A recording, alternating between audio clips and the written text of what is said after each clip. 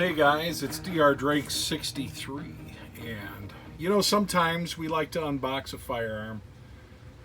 Nice pretty box, brand new firearm, always fun. I like doing those videos, but sometimes some of the coolest firearms that you'll see don't come in boxes, or at least they didn't when I got them. And such is the case with this Smith & Wesson Model 66-5. This is a February 2000 born on date. And it's the stainless steel version of the Model 19, which was for years the standard police sidearm, typically in a 4-inch barrel. It's a K-frame, and I'm going to give a brief overview on just exactly what those differences are and what models belong to what groups. But this particular firearm is a 6-inch barrel. I think more standard is the 4. You'll notice that it does not have the dreaded internal safety. In other words, there's not a little hole there, sometimes referred to as the Hillary hole. Which is a nice feature. It's sought out after, in my opinion. If you want to know what I'm talking about this thing right here. This little lock that I can't imagine ever using, and you see this little plate right here going next to the hammer inside the frame. I have no use for that. No use whatsoever. But a couple of my modern Smith & Wessons have them. The other one being this 586. Okay. I would love to get a 586 in this condition without that particular feature, but I've got a Model 66 without it, and this one has not been shot a lot by anyone prior to me. I have shined this up with some flits, and it's looking pretty, but this is one heck of a firearm, and we're going to get into some shooting of it later. Earlier models of this firearm, when it first came out, the 29-1 or no dash, had what's called a pinned barrel and a recessed cylinder. And I've got an example of that here with the Smith & Wesson 28-2. The pinned barrel, you see right there, that little pin. The barrel is screwed in, and then that pin goes through a portion of the barrel and the frame. And in addition, it had recessed cylinder, and what that means is, if you look at the cylinder face right here where you put the bullets in, it's actually counterbored, so the ammunition, the bullets will fit down there flush, so your bottoms of your cartridges are flush. What does that do? Well, among other things, you don't really have much of a gap right there, and you could do things like with this firearm is have a slightly smaller cylinder, and you can recess that barrel back. You can see that forcing cone sticks back quite a bit. There's quite a bit of space right there. Why they got rid of that, I'm just assuming is cost related, but I also imagine too, from just a safety standpoint, it's a lot easier now to look in and see whether or not your firearm's loaded. So I can't imagine that it costs that much less to use less cylinder material or to machine it differently. Maybe that's all it took. I suspect it's safety though. Anyway, what we're looking at is an example of the K-frame. So when we talk about Smith & Wessons and we talk about size of frames, this is going to be your smallest, I should say, and this is the J-frame. And you'll see the Smith & Wesson Chief Special is a J-frame. The Smith & Wesson Airlight series and other firearms that I've reviewed and own are this J-frame. Okay. Now, J-frame's great for a snub nose, for a pocket revolver. They also make longer barreled versions of it, and it's the smallest frame. This particular one's beefed up to shoot .357. The barrel is rated for that, but most of your J-frames are for the .38. Okay. The next size up, as I just showed you, is the K-frame. And you'll see these available in both .357s and .38s as well. I'm going to talk a lot about this particular frame in a minute.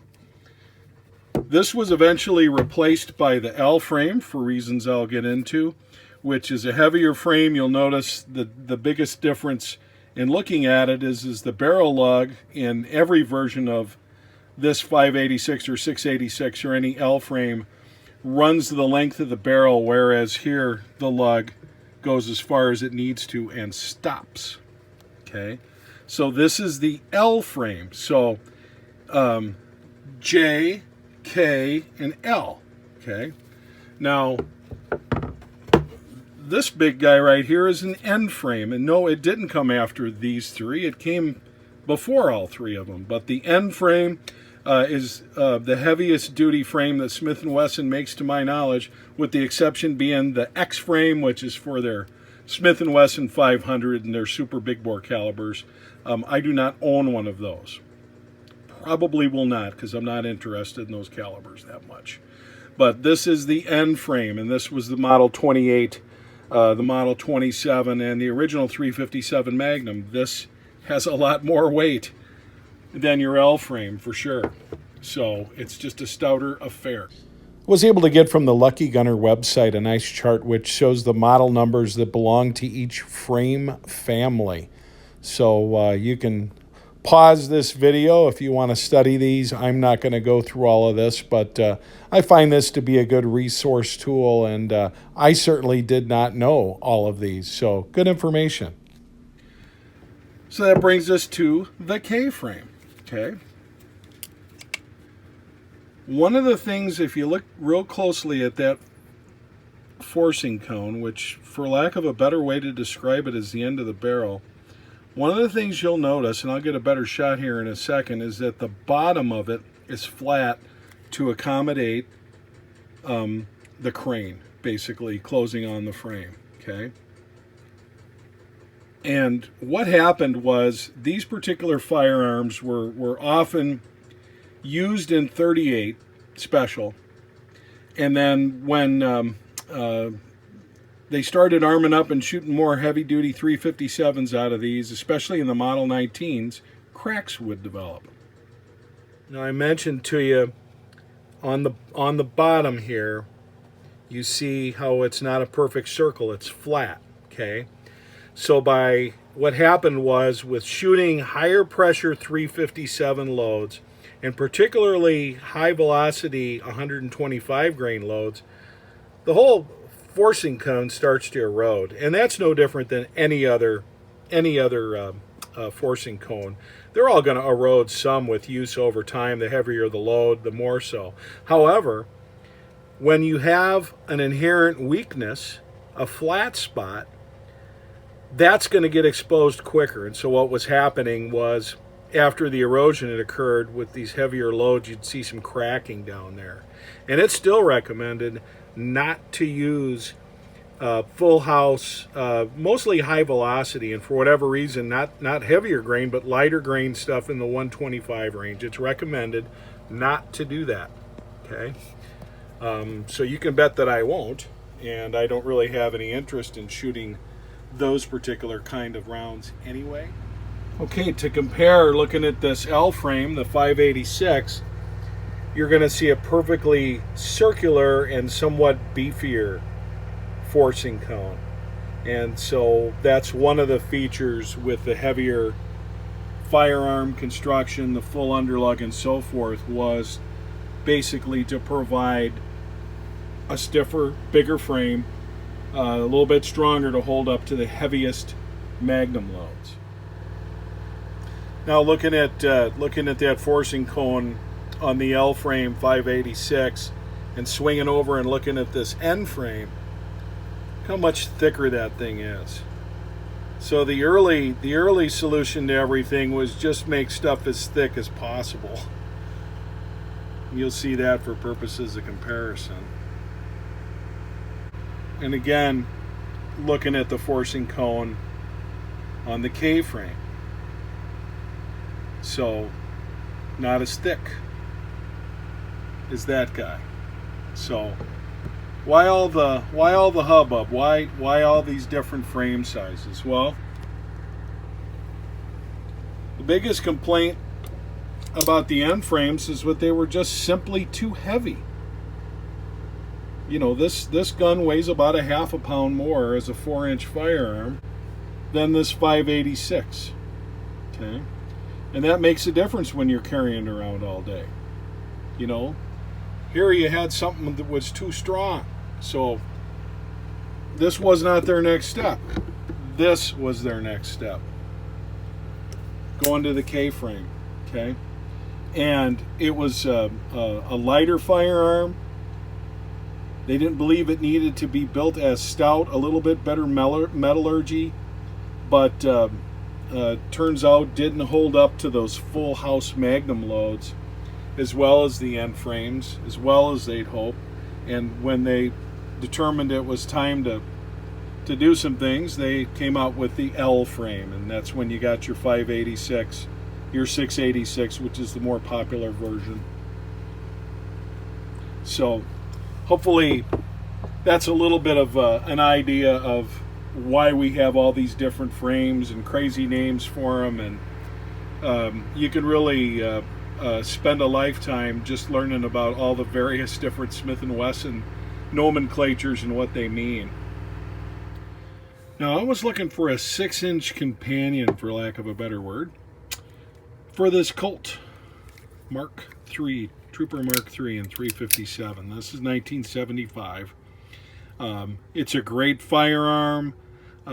It's got a high round count, and a lot of 357 Magnums probably gonna give me some cylinder end play issues that I don't want. One thing about any firearm, they're not indestructible.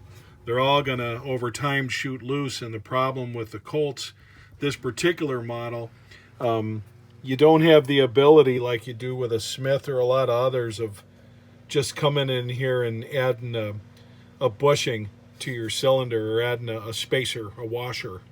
You don't have that capability on a Colt Mark III. You basically have to stretch the metal. That's something you can only do once, and once you've done it, you're done. So, and that costs a lot of money. There's not a lot of people that do that. So, there is that. Now, in terms of the Smith, for example, you can do that. You can add spacers or washers, if you will, when you do find that you get some end shake. And we talked about that in extensive in the what to look for in a revolver video. This is my most accurate pistol up until today, I should say anyway. A lot of that has to do with the fact that it is a 6-inch barrel, and it's got that nice long sight radius, but it's also got a very nice broken end trigger, which is very, very helpful when you're trying to shoot accurately. Now, I said until today, you're going to see when you see shooting videos in a second, how well I'm actually able to group with the Smith, and it groups pretty well out to 25 yards was as far as I could shoot it today. But it's just got an amazingly sweet trigger. And let you see how little it takes. I mean, basically all you got to do is think about it. Now, of course, in double action, you know, nobody likes double actions, but this is pretty smooth as far as double actions go. And like I said, in single action, it's nothing. It's absolutely nothing. It's like butter. I'm very impressed with that. So it was time to go to the range without further ado. And today's choice of ammo was the Fiocchi. This is 142 grain, so not quite the 158 that I was hoping they'd have in stock. But hey, we tried it anyway and ran this target out to 30 feet or 10 yards. See what we could do. First thing I noticed about this firearm is that it balances very nicely, similarly to that 6-inch Colt that I have. The second thing I noticed is that in single action, this gun knows when you want to pull the trigger. That's how light it is. It's just crazy. It's extremely, extremely sweet trigger. And these are my very first shots. And, 357, not a recoil thing for me. Enjoyed it immensely.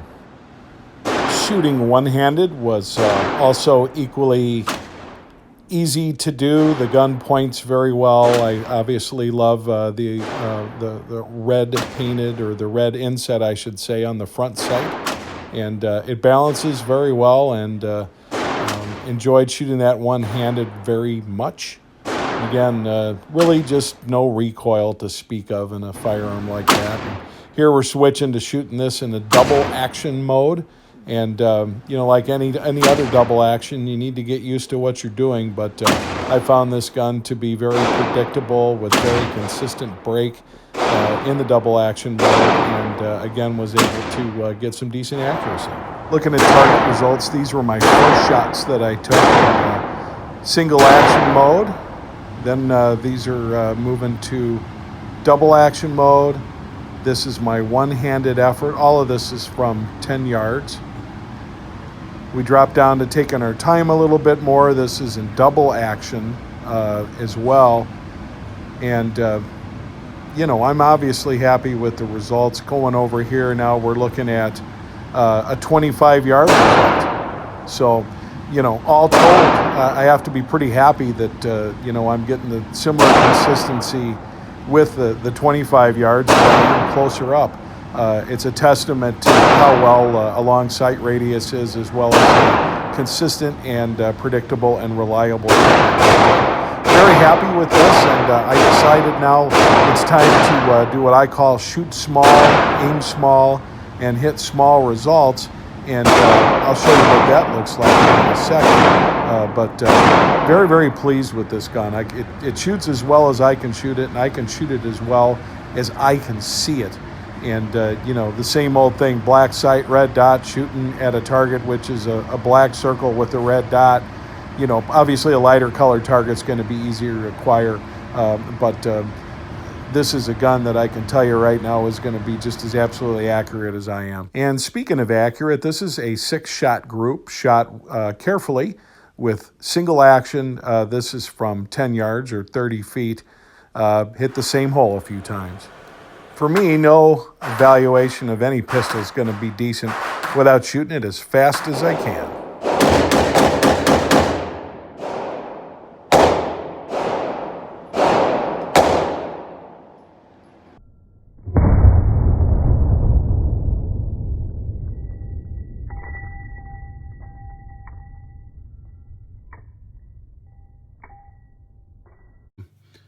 What makes this a Dash 5? Well, let's talk about some things. First of all, if you look closely, we already mentioned it doesn't have the internal safety. Also, with the Dash 5s, you have a frame-mounted firing pin. That means the firing pin is in here, not on the hammer. A hammer-mounted firing pin looks like this. It's mounted on the hammer, okay? So I prefer a hammer-mounted firing pin. This one's called the floating firing pin, and even earlier versions of the 28s and so forth, it was just a solid piece with the hammer itself, okay? So while I prefer that, function-wise, frame-mounted firing pins are just fine, okay? Also, you will notice, if you look real carefully, a reinforcement ridge right here in back of the cylinder. Okay, so this is a different frame. The frame on the Dash 4 and before was more like what you see on this N-frame model, where you just had like a little piece down here on the corner of the frame at the bottom of the cylinder, and that piece's job was to provide some reinforcement. And as you can see, you've got more reinforcement here. So they beefed up the frame simply by design, by adding some rigidity to it. Outside of that, I mentioned it doesn't have the recessed cylinder. It doesn't have the pin barrel. None of those things have ever been deal killers for me. It'd be nice to have. I did look at a 66-1 that had the pin barrel and the recessed cylinder, but it didn't lock up near as nice and tight as this, and it also had some end shake. And like I said, I've already kind of got some of that going on with this Colt, where it's on the bubble in terms of spec, and there's not a lot I can really do other than spend a lot of money one time to fix something that's going to get back to the same spot. So I was concerned about having a non-internal lock version that had as strong a lockup as possible, and I found it. This is a very, very nice firearm. Finish on this whole thing, you see it right there, is a little scratch. Who knows how that got there. Outside of that, the fit and finish on this is flawless. It's a beautiful firearm. One difference too, this is a laser etched trademark. It's not a roll mark. So in other words, this isn't rolled into the metal. When the metal's still in a malleable condition, it's etched in with the laser. As far as these grips go, I'm not a huge fan of rubber grips, but I gotta tell you, these feel really good in hand, and any grip changes I make would be purely cosmetic. But you can see how well this stainless steel polishes up.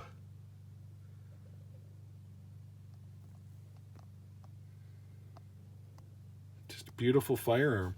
Beautiful firearm. Nice job, Smith & Wesson. Nice job, man. It's basically, in a lot of ways, just looks like the big brother of this Model 60. In a lot of ways it is. Now, for the money, I don't think you're going to find a better firearm than a Smith & Wesson. I think they're well made. Obviously, aftermarket support is great. The number of older Smiths that are still around and working great is amazing to me. And I know a lot of that has to do with the fact that, hey, there's just a lot of Smith & Wessons out there. It's been a proliferation in the marketplace for over 100 years, well over 100 years, more like over 150 years. But Smith & Wessons are phenomenal firearms. Do they make some lemons, or have they made some lemons? Sure. There's going to be some guys that are hardcore dyed-in-the-wool Ruger guys that are going to say this is a lemon because of the forcing cone issue and the fact that you can't put the very hottest loads in it forever without having a problem. Well, guess what? If I get a cracked forcing cone on this firearm, ever, now, 20 years from now, or if one of my kids who inherits this gets that forcing cone issue, guess what? Smith & Wesson's going to replace the barrel or replace the firearm. That's pretty cool to have a warranty like that. I am by no means opposed to other brands. Rugers are great guns, but I've said it once, I've said it before. The triggers aren't as good as they are on a Smith. You can't convince me otherwise. And they're overbuilt, I think. I'm not going to lie. This is a phenomenal firearm. It's a classic. It's the Model 66. It's a K-frame revolver. I like it. If you're able to pick up the new versions of them, the new Classic series, which is how I was able to get this new 586, okay, they also make a new Classic version of the 19, and that's something I have some interest in. They also make a new version Classic of the 27, which is the nicer finished version of this workhorse, the end frame. So Smith gets it. They know they've got some real winners in their older designs, and from an accuracy standpoint, gotta say, guys, I'm in love. What a nice firearm. This is Dr. Drake. I appreciate you watching, and I hope that whatever firearms you shoot, you make sure that you leave some money left over to shoot them. Practice, be proficient, and remember, always support the National Rifle Association. Thanks for watching today. This is Dr. Drake 63, signing off.